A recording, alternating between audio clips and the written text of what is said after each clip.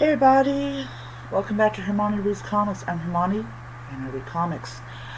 Alright, so this is going to be edited on Canva. So what basically I'm going to do is, I'm just going to have like the intro that I've chosen, because I'm doing these in parts, or like when I go and I read this book, Batman Full Moon, issue number 1.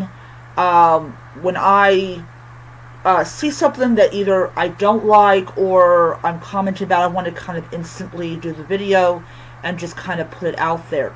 So I read a little bit of Batman Full Moon issue 1, and this centers with the werewolf basically talking about when he was a child. So he was raised Catholic. You can tell just from the comment that he's been raised Catholic because mention the word nun. And nun slapped his hand with a ruler to equate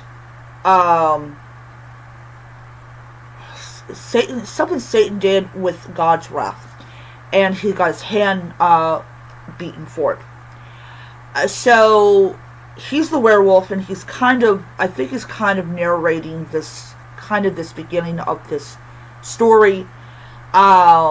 And everything. So, yeah, so in the, in the Batman, I think it was Justice League. Batman is attracted to Wonder Woman, which is very different than, some of the other women that he's been drawn to, especially Catwoman. And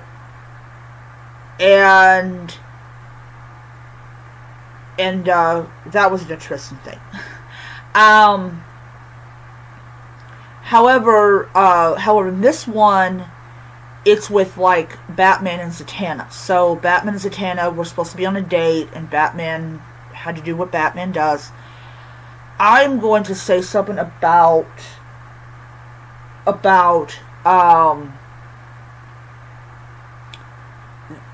her design. Okay, so I know this is a Black Label comic, and I know it's going to be very different than your traditional comics, but seriously, she looks like a homeless woman. She looks like she's homeless, or she's a goth woman. I don't know what it is, but yeah. And we also see, get away from that, okay, because I don't want to linger too long on that one. And then you have Tabit. That's the name of the guy who's doing this. He just talks about basically that I don't hate humans, the beast inside me hates humanity, which is a very interesting view about the werewolf and why it's motivated to do what it does. Alright, so that is all I can say for right now. As I progress through this comic, I will be having some comments. Definitely some comments. Now, I will say this though, if I do like this issue, if I do, because I did pre-order issue 4. I don't know why I did, but I did. I am going to Wednesday. I'm going to put money on a gift card, physical gift card, and I'm going to get Batman Full Moon number 2. Now, before I do that, I'm going to double check to make sure that the gift card has not been tampered with or anything. I'm actually going to go to as an associate and just say, hey, I want to get this gift card, but I'm kind of worried that it's tampered with. Is there any way that you can find out if it's been tampered with, and everything. So, I will see you when I get to the next interesting bit of this video, or this book. Alright, it's afternoon. I had to take a nap because last night was just something else. So I'm back to reading Batman Full Moon number 1, and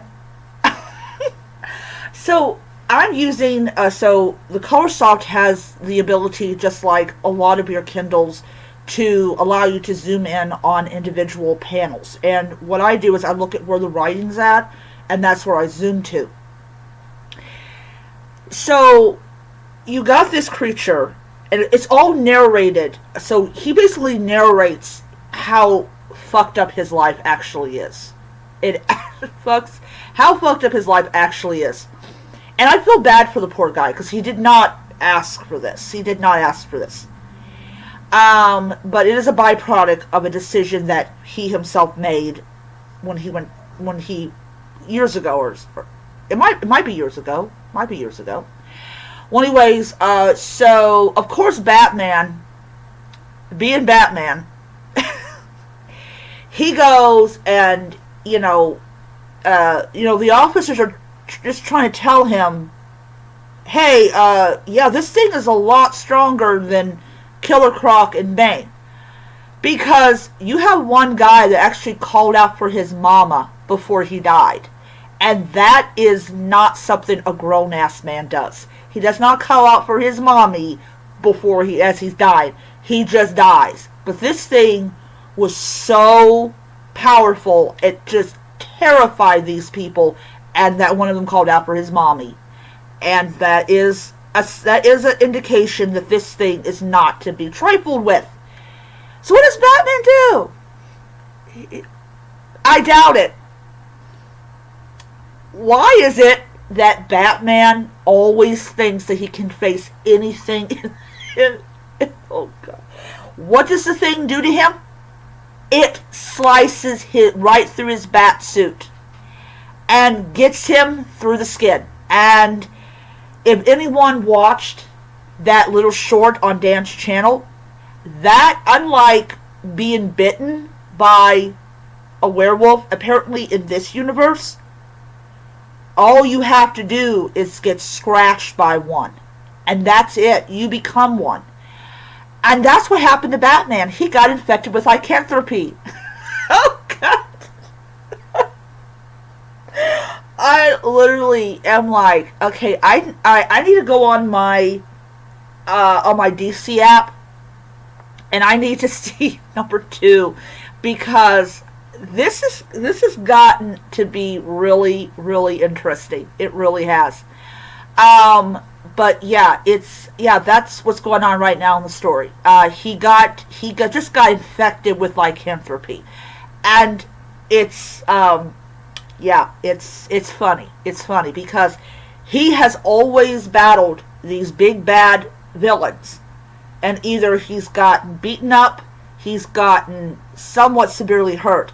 None of it has any kind of consequence at all. It does not. Now, it's not him battling the Joker, not him battling Poison Ivy, Killer Croc, the Ventriloquist. None of these have life-altering consequences. This one, unfortunately, does have one. So, yes, maybe if he gets out of this and he gets restored back to normal, that he will learn a lesson from this. That not every adversary doesn't leave you with some kind of problem. And this one is a very big problem. Alright, I'm going to get back to it. We'll see what happens.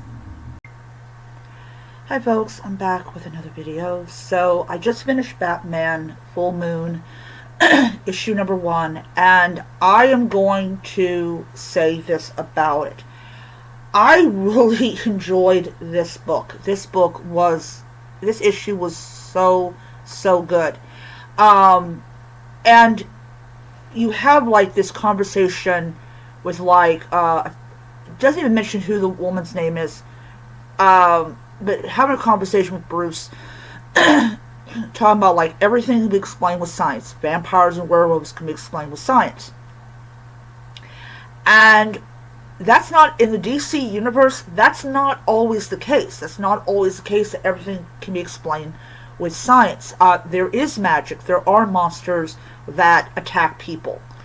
And this is also when John Constantine appears, and basically John Constantine, who doesn't know that Batman and Bruce Wayne are the same, is like, yeah, wish you had be able to get a hold of him because it's not going to get good.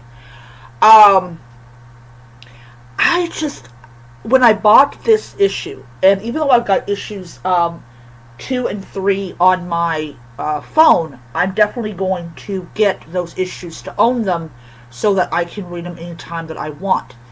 But absolutely love the storytelling. It's fresh. It's different than what has been coming out of DC. And I think that it's great to take this, have Batman up against this supernatural creature that does do this damage to him and changes his life in a way that makes him, I hope, a whole lot more humble. Because he needs that. He needs to be humble every once in a while. But yeah, so I gave this one 5 stars. And for people that want to know, this year my goal is to read 300 books, and 99% of them, or 97% of them, are going to be comic books because I just absolutely love comic books, which is, as I said, which is one of the huge selling points of the Colorsoft, was to be able to read comics. But yeah, so I'm going to end it here, and I will see you guys next time. I'm now on my way to reading Batman Full Moon #2.